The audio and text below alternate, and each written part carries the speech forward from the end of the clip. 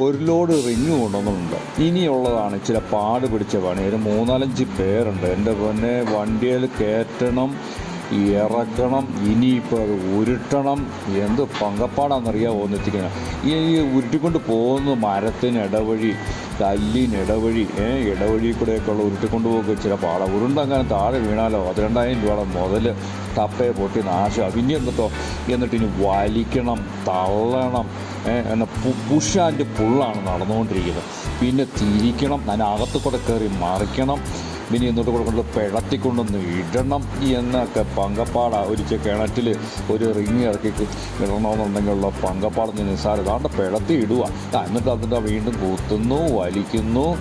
എങ്ങനെയാണെന്ന് വെള്ളം കുടിക്കാൻ വേണ്ടി പെടുന്ന പാടെന്ന് പറഞ്ഞാലുള്ള നിസ്സാരമല്ല. കണ്ട, അങ്ങ് കിണറിൻ്റെ വക്കത്ത് വരെ എത്തിച്ച്.